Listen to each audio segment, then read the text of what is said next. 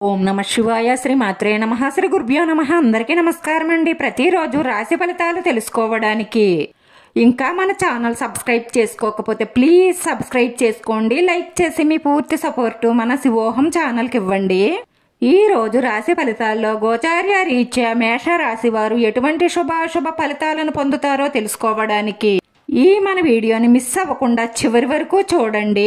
ఈ రాశి వారికి మరో 5 రోజుల్లో పెద్ద ప్రమాదం ఉంది. మీరు ఇలా కొన్ని జాగ్రత్తలు పాటిస్తే ఆ ప్రమాదం నుంచి బయటపడవచ్చు.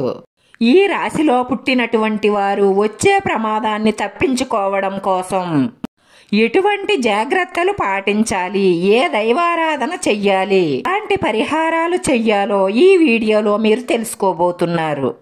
ఈ రాశిలో పుట్టిన వారు తప్పకుండా ఈ వీడియోని స్కిప్ చేయకుండా చివరి వరకు చూడండి. ఈ రాశి వారి జీవితంలో రాబోయే రోజుల్లో చాలా మార్పులు రాబోతున్నాయి అని చెప్పాలి. సాధారణంగా మన జీవితంలో మార్పులు ఎప్పుడు వస్తూ ఉంటాయి అంటే గ్రహాల్లో వచ్చిన మార్పులు ఆధారంగా చేసుకుని మన జీవితంలో కొన్ని మార్పులు వస్తూ ఉంటాయి. ఎవరి జీవితము కూడా ఎప్పుడూ ఒకేలా ఎప్పుడూ సాగదు. ఆనందాలు వస్తూ ఉంటాయి, అలాగే దుఃఖాలు వస్తూ ఉంటాయి. ఆనందంగా ఉన్నవారికి ఇంకా ఆనందం రావచ్చు, లేదంటే బాధ రావచ్చు. బాధలో ఉన్నవారికి ఇంకా బాధ రావచ్చు, లేదంటే ఆనందం రావచ్చు. ఎలాంటి మార్పులైనా సరే గ్రహస్థితులను బట్టి మన ప్రవర్తనను బట్టి మారుతూ ఉంటాయి. వీటన్నిటికీ ఎక్కువగా కారణం గ్రహాల్లో వచ్చే స్థితిగతుల మార్పుల వల్లే ఎక్కువగా వస్తాయి. కొంతవరకు అయితే మనం చేతులారా చేసుకునేవి కూడా ఉంటాయి. ఈ రాశి వారి జీవితంలో వచ్చే మార్పులు కొంత ఆశ్చర్యకరంగానే ఉంటాయి. ఈ రాశి వారికి ఉద్యోగానికి సంబంధించి మిశ్రమ ఫలితాలే వస్తాయి. మీకు పని భారం ఒత్తిడి పెరుగుతాయి. మీరు చెయ్యవలసిన పని కంటే కూడా ఎక్కువ పని భారం మీ మీద పడుతుంది. అంతేకాకుండా మీరు వెళ్ళకూడదు అనుకున్న స్థానానికి వెళ్ళవలసి రావడం, లేదంటే మీరు ఏ వ్యక్తి కింద పని చెయ్యకూడదు అనుకుంటారో ఆ వ్యక్తి కింద పని చెయ్యవలసి రావడం, అలాగా అనేక ఒత్తిళ్లైతే వచ్చే సూచనలు ఎక్కువగా గోచరిస్తున్నాయి. అలాగే ఈ రాశిలో పుట్టినటువంటి వారు ఫ్యూచర్కు సంబంధించి ముఖ్యమైన నిర్ణయాలు ఏమైనా ఉన్నట్లయితే వాటిని వాయిదా వేసి ఈ నెల తరువాత చేసుకుంటే మీకు అన్ని విధాలా లాభదాయకంగా ఉంటుంది.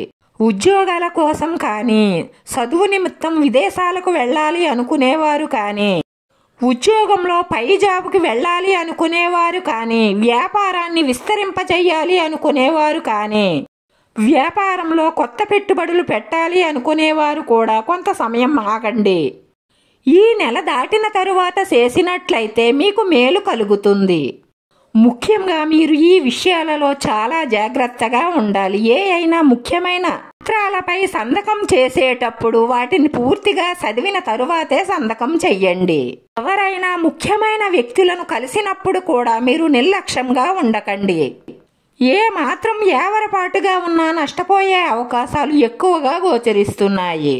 రాబోయే రోజుల్లో ఈ రాశి వారికి 90% అనుకూలమైన ఫలితాలు వచ్చే అవకాశాలే ఎక్కువగా గోచరిస్తున్నాయి. మీరు కలలు కన్నా ఆదాయం వచ్చే అవకాశాలే ఎక్కువగా గోచరిస్తున్నాయి. కానీ ఖర్చులు కూడా ఎక్కువగా ఉంటాయి. మీరు డబ్బు ఖర్చు పెట్టేటప్పుడు అది అవసరమా కాదో ఆలోచించి ఖర్చు పెట్టడం వల్ల మీరు ఫ్యూచర్లో చాలా ధనవంతులయ్యే అవకాశమే ఎక్కువగా గోచరిస్తుంది. ఎందులోనైనా కొత్త పెట్టుబడులు పెట్టడానికి కొంచెం ఆలోచించి పెట్టండి. ఎందుకంటే ఇది పెట్టుబడులు పెట్టడానికి అనుకూలమైన సమయం కాదనే చెప్పాలి. తప్పదు, పెట్టాలి అనుకుంటే చిన్న మొత్తంలోనే మీకు అనుభవం ఉన్న రంగంలోనే పెట్టుబడులు పెట్టండి. కుటుంబంలోని వ్యక్తులతో మాట్లాడేటప్పుడు చాలా జాగ్రత్తగా మాట్లాడడం అవసరం.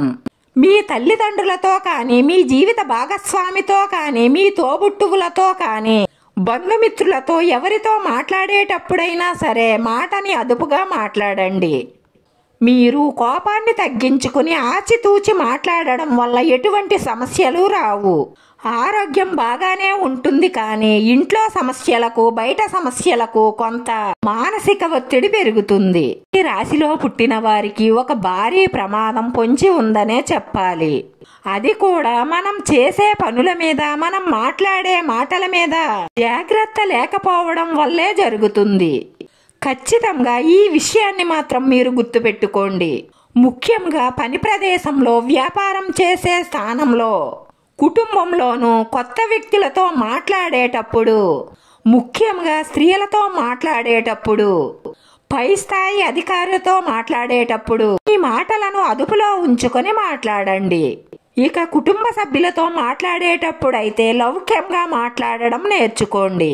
ఈ రాశివారు రాబోయే ప్రమాదాన్ని నివారించడానికి, వ్యతిరేక ప్రభావాన్ని తగ్గించుకోవడానికి లలితా సహస్రనామాన్ని పారాయణం చెయ్యండి. అలాగే హనుమాన్ చాలీసా పఠించడం కూడా మీకు అన్ని విధాలా శ్రేయస్కరం. మీకు ఈ రెండు పఠించడానికి సమయం లేకపోతే వినే ప్రయత్నమైనా చెయ్యండి. వీడియో నచ్చితే లైక్ చేయండి. మీ లైక్ మాకు ఎంతో విలువైంది. మీరు లైక్ చేయడం వల్ల ఈ వీడియో కొంతమందికి చేరుతుంది. మన శివోహం ఛానల్ ఆదరించండి. అందరికీ ధన్యవాదాలండి. ఓం నమః శివాయ.